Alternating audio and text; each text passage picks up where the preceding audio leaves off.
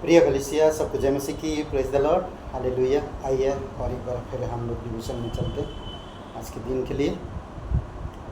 Okay, प्रार्थना करते हैं। पिता परमेश्वर प्रभु यीशु से हम धन्यवाद देते हैं। धन्यवाद आपकी अद्भुत प्रेम के लिए, और आप हर एक इंसान को प्यार करता है तेरे अगापे प्रेम से, जो निस्वार्थ है, जो कभी नहीं बदलता, जो कभी कम नहीं होता, जो कभी असफल नहीं होता।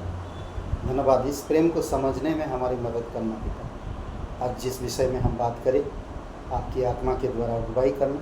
प्रत्येक भाई बहन जो सुनते हैं, आप उनको परिपक्व करना। यीशु नासरी के नाम से मांगते हैं, आमीन। ओके, हम लोग एक वचन पढ़ते हैं, इब्रानी का 4 का और वचन 16।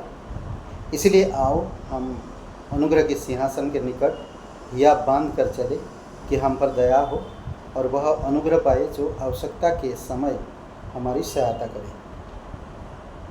आज प्रार्थना के ऊपर हम बात करेंगे। प्रार्थना कैसी होनी चाहिए। आपको सबसे पहली बात ये कि आपको समझना होगा कि जब आप प्रार्थना करते हैं और साहस के साथ अनुग्रह के सिंहासन के पास आते हो, तो आपको समझना होगा कि किससे आप प्रार्थना कर रहे हैं, वो कौन है, वो क्या कर सकता है, इसके विषय में आप सोचना चाहिए। अनुग्रह के सिंहासन, अनुग्रह के सिंहासन है, तो ये भी आप समझ लीजिए कि सिंहासन में कोई बैठने वाला भी होगा, और वो कौन है? प्रभु यीशु मसीह, जो प्रभुओं का प्रभु, राजाओं का राजा है। उसके सामने हम, उसके पास हम आते हैं। सिंहासन खाली नहीं है। सिंहासन में कौन विराजमान है? यीशु मसीह। सबसे पहली बात हम देखते हैं, सिंहासन है तो राजा भी है। इसलिए राजाओं का राजा और प्रभुओं का प्रभु को हमें समझना होगा। सिर्फ हमें सिंहासन पर आकर मांगना जरूरी नहीं है। सिंहासन पर आकर हमें मांगना ही नहीं, बल्कि हमें ये समझना है कि सिंहासन पर कौन विराजमान है। दूसरी बात, हमें परमेश्वर का वचन दिया गया। हमें समझना सिंहासन में कौन बैठा है? प्रभुओं का प्रभु, राजाओं का राजा है, जो कभी किसी का पक्षपात नहीं करता है।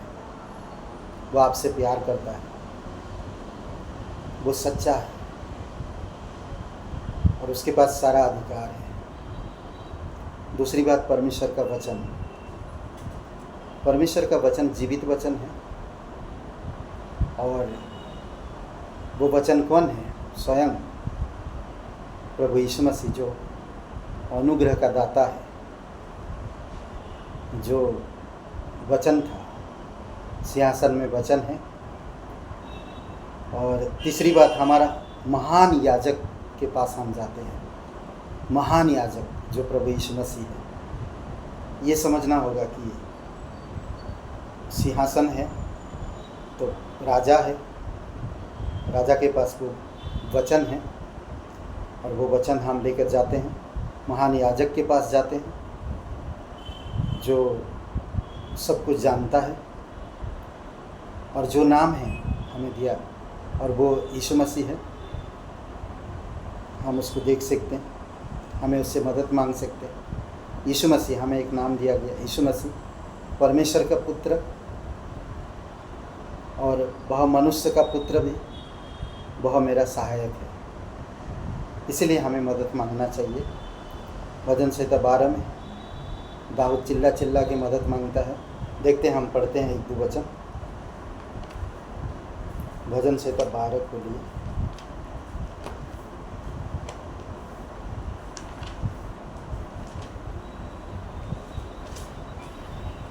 देखिए, कहता है, हे मेरे परमेश्वर बचा ले, क्योंकि एक भी भक्त नहीं रहा। मनुष्य में से विश्वासी लोग मर मिटे हैं। प्रत्येक मनुष्य अपने पड़ोसी से झूठ बातें करता है। वे चापलूसी के होठों से दुरंगी बातें करते हैं।